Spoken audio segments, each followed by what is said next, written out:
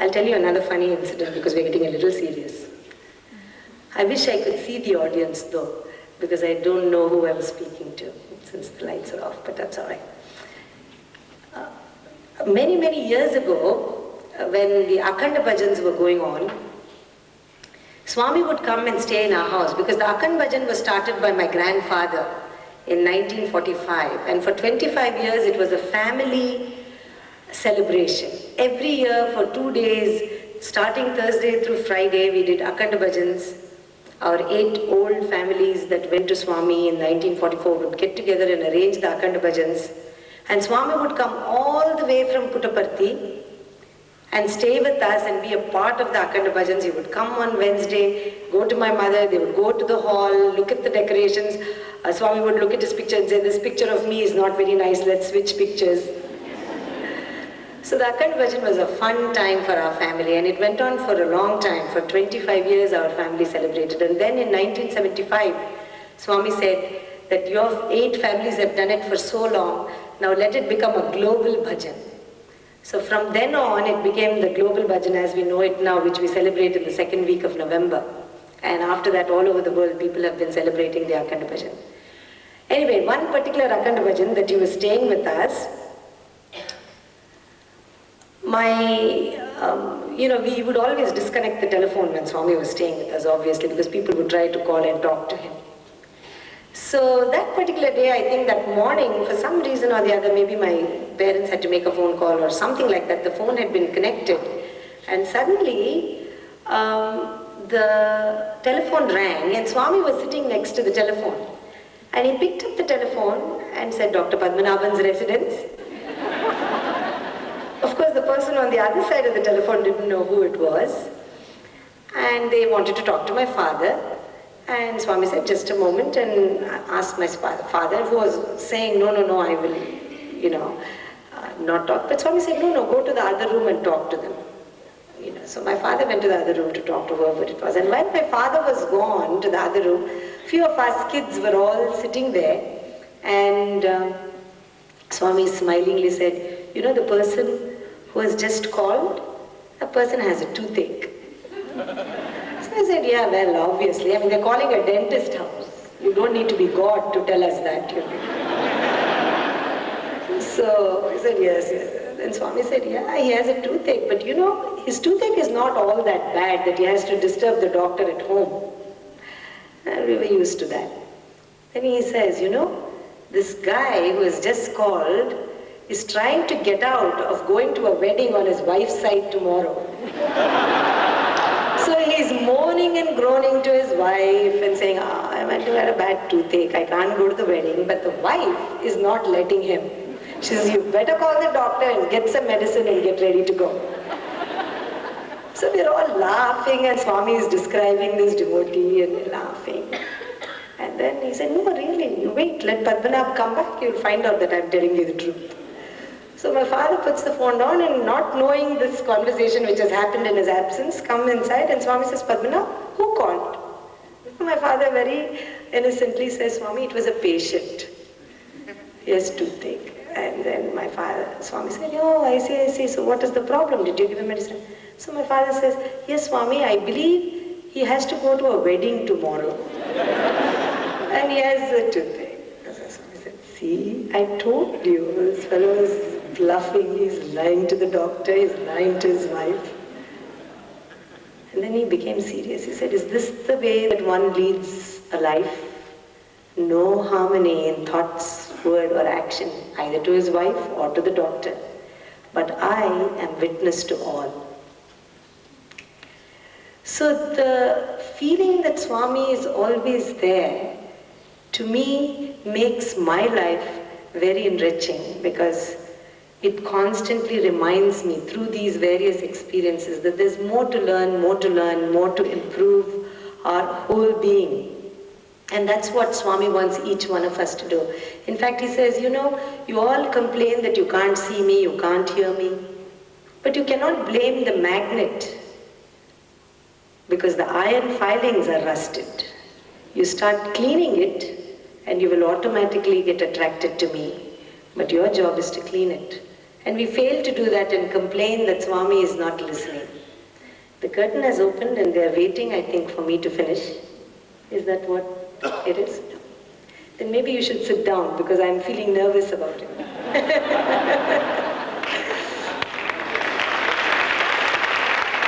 But please tell me if you all want to go home, because I see it's 11 o'clock. Maybe I'll give you one instance of Swami responding even when you don't call, and then we can finish off the evening and go home with the joy of all the music in our heart. 2 years ago, when it was Swami's 75th birthday and everybody was celebrating his birthday, I had gone that June. Swami's birthday was in November, and I was the Balavikas coordinator of our center, and we had organized a very big program for our center. We have a large center of about 300 people in Washington, DC. We have 85 Balavikas children. And we had worked very hard to put up a nice program for Swami's birthday, and I had gone in June. And in that room, Swami asked me, "Are you coming for my birthday, Gita?" I said, "No, Swami, I have a duty in Washington. I have taken on the job for all the Balavikas teachers, and it would be unfair for me to attend the birthday alone, so I will not be coming." Swami said, "No, do your duty, Bangaru. I'll be with you in your grand celebration. Have a grand celebration." I was very happy. I came and told all the teachers, and everybody were even more enthusiastic to work hard. The day before Swami's birthday, I had gone to the bank. I had actually gone to the grocery store to buy some flowers for my own personal puja at home. I finished that and I went to the ATM machine to draw some money, to the drive-through.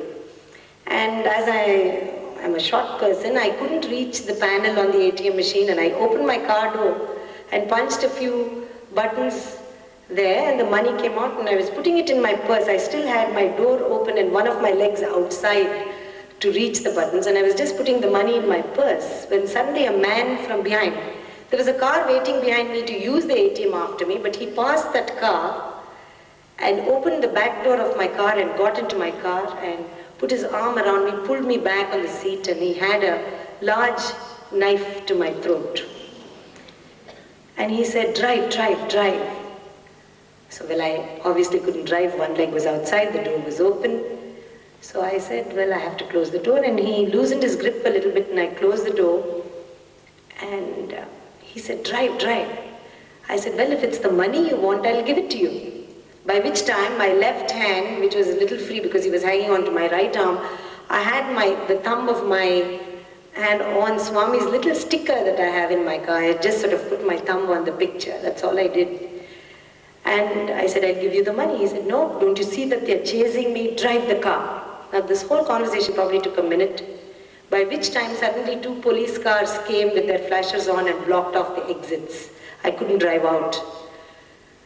And 6 police officers got out and started to walk towards my car and stopped about 15-20 feet away when they saw that he had a knife at my throat and he had my head pulled back. And obviously they didn't want to agitate him, so he wouldn't do anything to me. So I knew that they weren't coming near and they were thinking as to what to do next. And I just started to talk to him. Once again, not a planned conversation, not anything that I knew that I would ever have to do in my life. And all I said to him is, why are you doing this? You see that I can't drive out, and we could hear more police sirens and they were surrounding us. You see that I can't drive out. I said, if you kill me, I won't feel anything once I'm dead, but you will have to face the consequence of this. Why don't you just give yourself up? Because I really feel bad for you. You'll have to face the consequence. There was a dead silence, and then he said, how come you're not scared? I said, what's the point? I'm fully in your control and I can't really do anything about it. But again I said that, look, I have 2 grown children and my responsibilities to my children are somewhat over. So if I die, nothing. I won't feel a thing, but you will still have to face the consequence of your action. Why don't you give yourself up? If you do that, maybe you'll get 2 or 3 years in jail. But if you do something to me, then you'll end up there all your life. My poor knowledge of the US law, speaking MSc. I had no idea what his punishment would be. Again there was a silence, and suddenly the man says, okay, opens the car door, puts his hands up in the air and starts walking out, comes in front of the car, and the police officers jump on him and drag him to the car and throw him into the police car. And I was feeling horrible. I felt I had betrayed him because I sort of convinced him to get out of the car, and he got thrown into that car with his handcuffed and his legs in all sort of tied together. The police officers came to me and said, okay, come on, are you okay? Are you okay? They drove my car out of the ATM and they asked me all these questions, and I said, well, you have to come to the police station to make a formal complaint. So I said, does this guy have enough complaints to put him behind bars? Because we don't want him to go out and do this again. They said, oh, he has a list as long as my arm. So I said, well, I don't want to add to his troubles if he's going to jail anyway, so do I have to come? They said, no, if you don't place a formal complaint, then you don't have to come. Neither do you have to come to the court when he comes there. So I said, fine.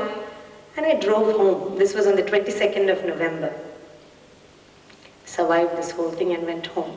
And that night I told my husband, you know, Mohan, I found out a strange thing about the mind. He said, now what?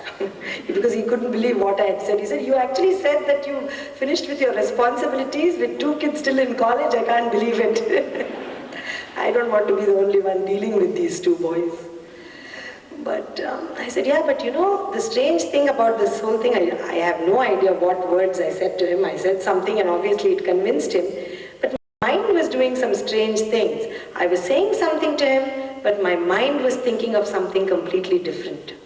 And I started to tell him about it, and he said, well, you're always weird, so. And then 6 months later, the Vice Chancellor of the Satya Sai University came to our center, and along with him some other professors, lecturers and professors had also come at that time. And I was just chatting with them because they all know my father, and we were talking, and suddenly one of them said, oh, you're the person who got attacked in the car last November. I said, yes. He said, well, Swami was describing the whole incident to the college boys one evening. And he was saying how you drove in and how this fellow entered the car and the whole thing. And then he said a very strange thing, you know. He said that this crazy girl, do you know what she was thinking? And everybody said, what was she thinking? And he said, well, she was sitting there and she was thinking that I've spent 40 years at Swami's feet, and if I don't believe at this moment that Swami is with me, then I wasted my time and Swami's time.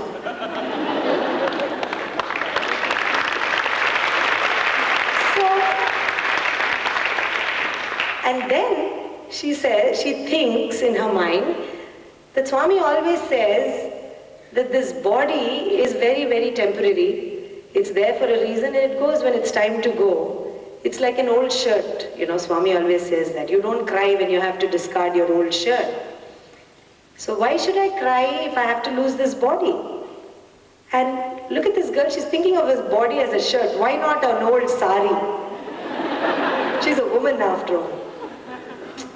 Now these were the exact thoughts that I had described to my husband that evening after the accident. I said, you know, my mind was thinking about all these things. I was thinking that this body, Swami always says, it's temporary, I shouldn't cry about it.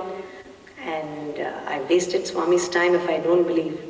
And Swami had described, not only had he saved me from this man, but he had described my thoughts at that moment to the students over there. This is the wonderful, omnipresent, omniscient, omnipotent Swami who responds even when I didn't call him. I put my thumb on his picture. If we only place our faith and see him in our faith and devotion, he always comes to us. And when he comes to us, we cannot waste his time. We have to become better people so we can emulate him and become his messengers. His message is through our lives. Thank you, Sai Ram.